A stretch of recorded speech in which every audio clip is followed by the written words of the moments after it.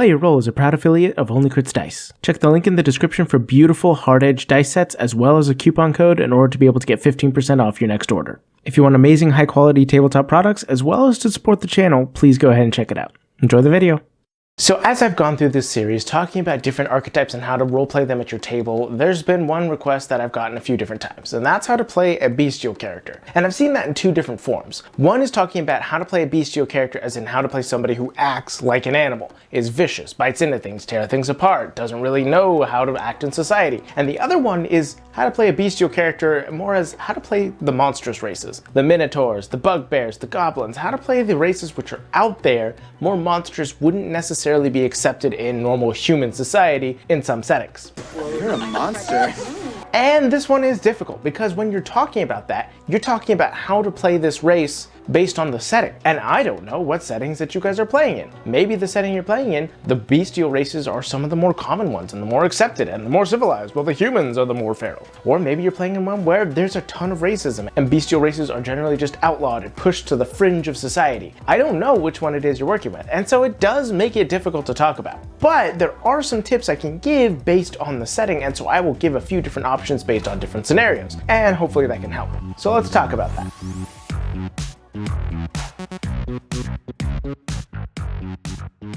So let's take a step back and talk about what it is about monstrous races that make them interesting. I remember when I was first getting into D&D, and this was many, many years ago, but I saw a thread online that caught me by surprise, especially as somebody who was new to D&D. It was talking about the fact that bestial races caused less creativity in Dungeons & Dragons. And I thought, what? Why? So I clicked on it, wanted to see what they were talking about.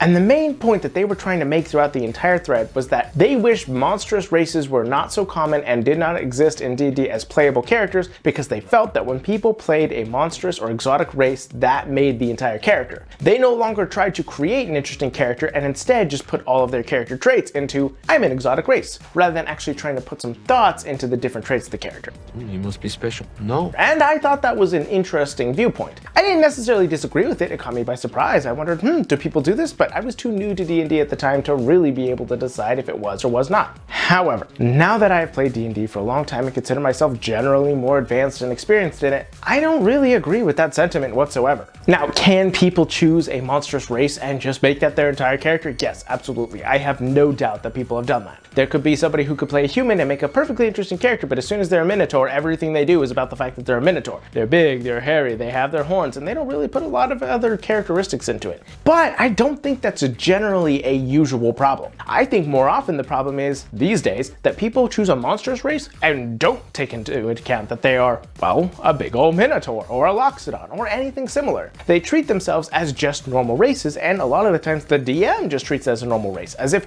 a giant walking elephant walking into a bar is just an everyday occurrence. Yeah, you're funny looking too. That's a funny looking shirt. It's a funny looking dress. You got funny looking eyes. You got a funny looking face. And that's where it gets a little bit testy, because maybe in your setting that you're playing it, it is a regular occurrence. That's just something that happens. Loxodons are all over the place. They're a common part of this world. Because you have to keep in mind that you are playing in a fantasy world, which means there will be fantasy races. And that does make it a little bit more complicated because you're gonna get used to seeing all these crazy things. You're living in a world of magic and monsters and dragons and liches. Yeah.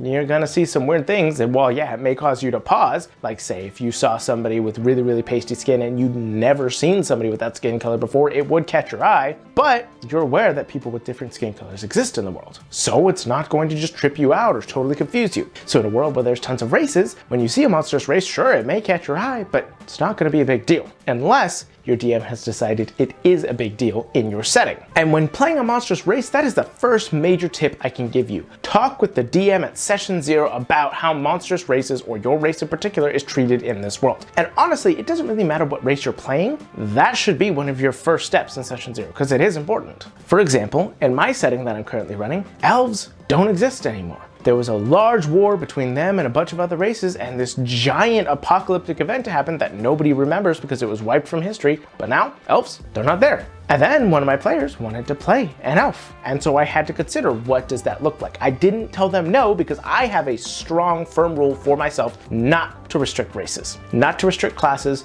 not to restrict any of that. For me personally, the reason I do this is because I believe that if I'm going to impose those restrictions, it makes it too easy for me as a dungeon master. I don't get to expand and move outside my comfort zone. If I've restricted elves, but then somebody comes to me and says they want to play an elf, all right, I as a dungeon master have a chance to grow and figure out how to make that work in the setting that I've already established. I have a chance to adapt. And I think it is really, really restrictive to the dungeon master if you restrict options for the players. Now, if you're doing so for balance reasons, I understand, but I still personally, for myself, and I'm not saying if you restrict anything, you are wrong for it, but for myself, I think if you're restricting something and not working with your players, you're missing an opportunity to be able to change how you DM, to be able to grow and learn from that experience. And that's just something I personally don't want to miss out on. But with that being said, when you have those players coming to you trying to play those races, what do you do with it? And that's when it's important for the players to talk with the DM about whatever race it is that they're playing, because then you can figure out how to interact with it. Because a race does not define a character, but a race does define how NPCs see you when they first meet you. And fortunately, a lot of the times, people will categorize you based off the first things they see about you. What are you wearing? How do you act? How do you hold yourself? What race are you? They will automatically begin to stereotype you because it is typically how the humanoid brain works. I use humanoid because, well, we're not talking about just humans here, now are we? But you have to keep in mind that your race is a part of how you first present yourself. So how do people see you? And when you're a monstrous race, it becomes even more obvious, especially if you're taking into account how people in D&D probably see different races. In past editions, orcs were evil.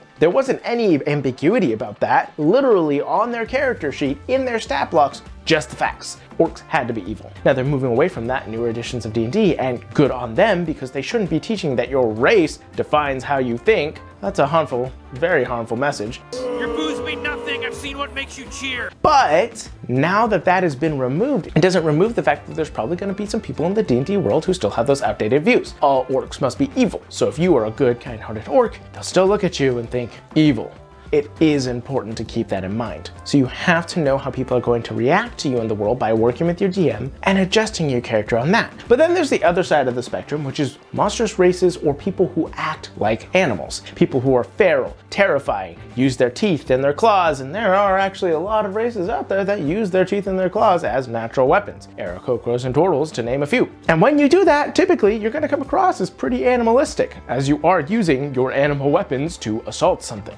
But what if you do, in combat, come across like an animal, a feral, wild, attacking creature, but you're actually just a normal, nice dude? That's just how you happen to fight. Well, you just have to keep in mind that when you do fight, you're probably going to set some people off. You're going to upset a lot of NPCs who might see that happen. You're going to present yourself in a different way. Because the thing is, when people see you act a certain way, they will assume that is how you act all the time, because they do not have any more information to go off of, and the brain takes what information it has and extrapolates. It uses what evidence is there to create a theory about what's going on. If I see a giant bird attacking somebody with their talons, my brain is going to assume this bird person is dangerous and will attack me with their talons. However, if I then see this creature, this bird, this Aarakocra, interact with somebody and have a nice civil conversation, that is two conflicting pieces of evidence, and my brain will have to extrapolate somewhere in the middle. Yes, they are capable of attacking, but it does not mean that they will.